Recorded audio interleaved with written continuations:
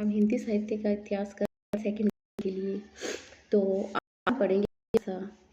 भाषा की समझ ध्वनि, शब्द, वाक्य और भाषा बनने की प्रक्रिया क्या होती है?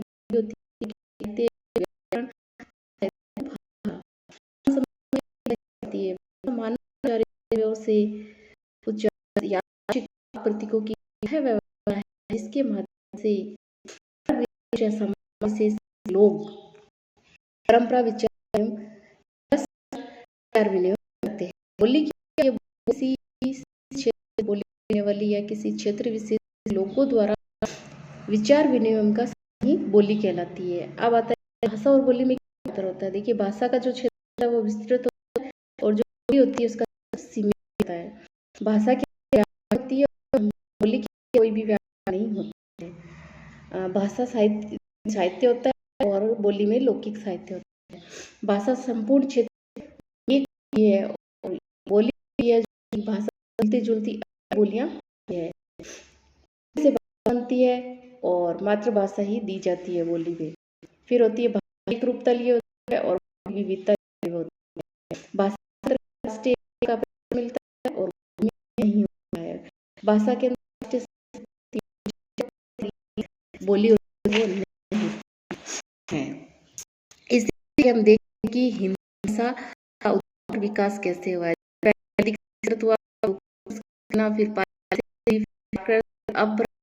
फिर शोध या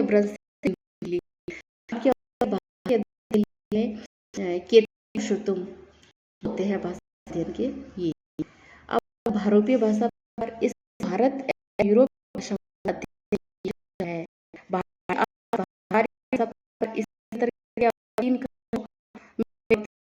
जैसे फिर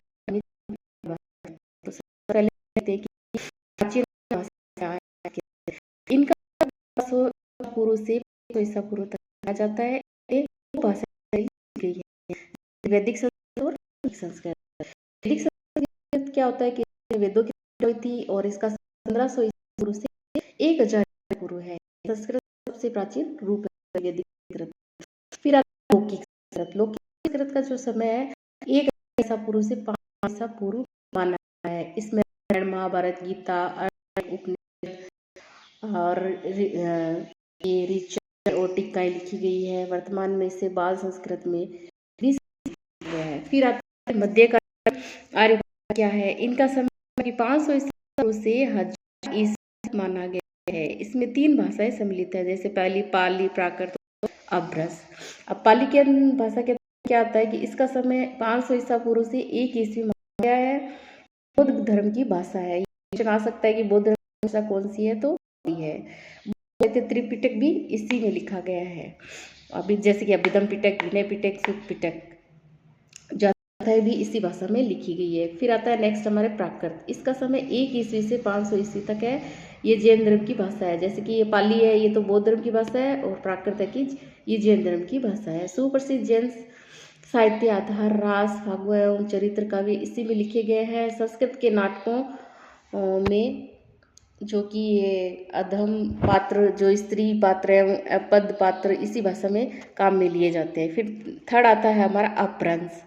अपभ्रंश का समय है जो कि 500 ईसा पूर्व से 1000 ईस्वी माना गया है। अपभ्रंश का शाब्दिक अर्थ होता है बिगड़ा हुआ या बिगड़ी हुई। कुछ लोग इसे तीसरी प्राकृत भी कहते हैं। अपभ्रंश में 7 क्षेत्रीय अपभ्रंशों का विकास हुआ है तथा उससे की निम्नलिखित भाषाओं का विकास हुआ है, जैसे की कौन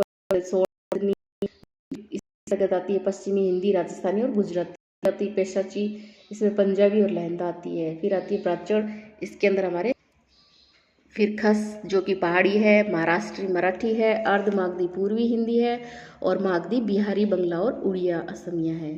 थर्ड आता है हमारा तीसरे नंबर पे आधुनिक कालीन आर्य भाषाएं। इनका समय 1000 ईसा पूर्व से अब तक का जो समय है वो माना गया है। जैसे मागधी का प्रचार मगध बिहार में था, अर्ध मागधी का प्रचार कौशल अवध में था, पैसाची नामक एक 5वीं प्राकृत है जिसका प्रचार पिशाच वाला प्रदेश में भी था। इस कारण इसका नाम पैसाची पड़ गया है। पंजाबी पर भी इसका असर विशेष प्रभाव पड़ा है। तो धन्यवाद दोस्तों। हम कल हिंदी के विविध अर्थ करेंगे और इसके बाद हमारा ये जो टॉपिक है ये वाला बोलियां उपभाषाओं वाला कंप्लीट हो जाएगा।